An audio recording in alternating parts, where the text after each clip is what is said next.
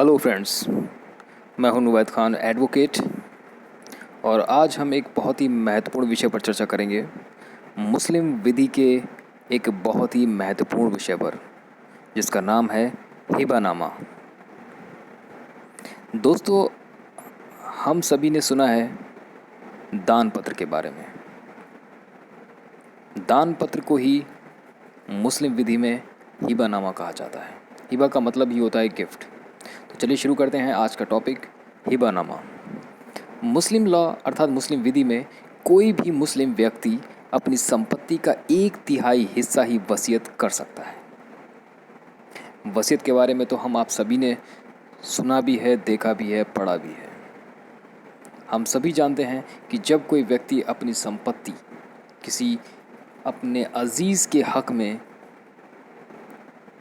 हस्तांतरित करना चाहता है तो वो वसीयत के माध्यम से अर्थात वसीयतनामा लिख देता है और उसके माध्यम से अपनी समस्त चल एवं अचल संपत्ति अगर हस्तांतरित करना चाहे तो कर सकता है बिना किसी प्रतिफल के।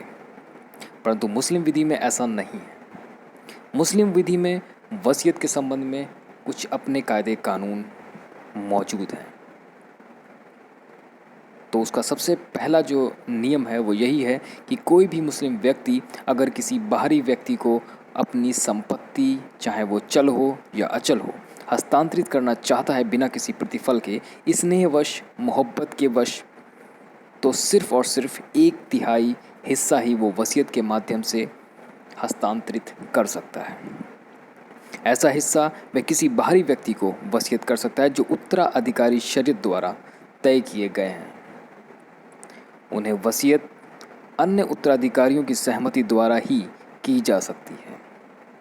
दूसरी इंपॉर्टेंट चीज़ इसमें यह है कि जब कोई वसीयत करता अर्थात कोई मुस्लिम व्यक्ति जब वसीयत के माध्यम से अपनी संपत्ति हस्तांतरित करता है तो उसमें उसके जो उत्तराधिकारी होते हैं अकॉर्डिंग टू शरीयत, वो उन उत्तराधिकारियों की सहमति की आवश्यकता होती है। परंतु मुस्लिम लॉ में हिबा नाम की एक व्यवस्था रखी गई है जिसे दान या गिफ्ट कहा जाता है। मुस्लिम विधि में संपत्ति को हिबा के माध्यम से दान किया जा सकता है बिना किसी प्रतिफल के। अब बात आती है कि हिबा क्या है। हिबा मतलब दान या कहें तो गिफ्ट का ही एक रूप है जिसमें कोई व्यक्ति अपनी संपत्ति को किसी अन्य को दान करता है। कोई भी व्यक्ति अपने द्वारा अर्जित की गई संपत्ति को किसी अन्य को जितना चाहे उतना हिबा कर सकता है।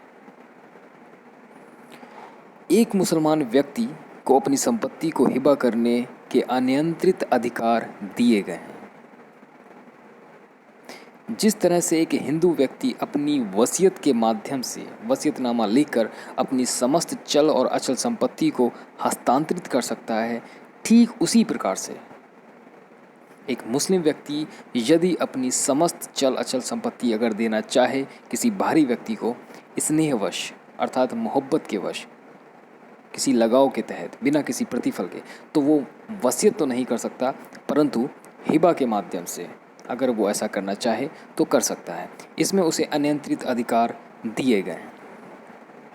हिबा की परिभाषा देते हुए मुल्ला नामक विधिशास्त्री ने कहा है कि हिबा असल में संपत्ति का हस्तांतरण है।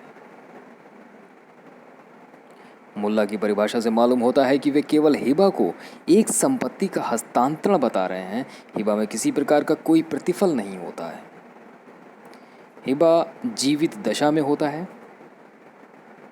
वसीयत के द्वारा हिबा होता है, अर्थात वसीयत तो नहीं होती लेकिन वसीयत के अनुसार ही हिबा किया जा सकता है। जिस तरह से वसीयत का आवश्यक तत्व उसका स्नेह होता है, उसी तरीके से हिबा में भी स्नेह ही दर्शाया जाता है। जिस तरह से वसीयत में कोई प्रतिफल नहीं होता, उसी तरीके से हिबा में भी कोई प्रतिफल नहीं होता है। कोई भी मुसलमान अपने जीवन काल में अपनी संपूर्ण संपत्ति हिबा में दे सकता है और इस संबंध में उसके ऊपर मुस्लिम विधि का कोई भी प्रतिबंध नहीं है। लेकिन वसीयत के द्वारा अंतरण में 1/3 का प्रतिबंध लगा दिया गया है। क्योंकि वसीयत के द्वारा हिबा वसीयतकर्ता की मृत्यु के उपरांत प्रभावी होता है। वसीयत और हिबा में यही बहुत बड़ा महत्वपूर्ण फ़र्क है कि हिबा जीवित दशा में लागू किया जाता है, परंतु वसीयत वसीयतकर्ता की मृत्यु के उपरांत लागू किया जाता है।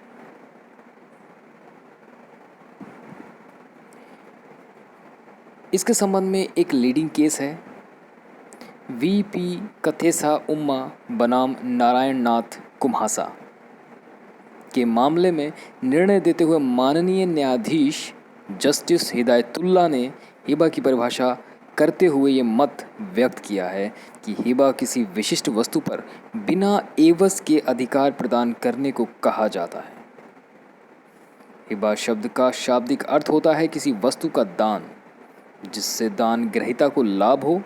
इस प्रकार अंतरण तुरंत एवं पूर्ण अर्थात तमलिक उल ऐन होता है।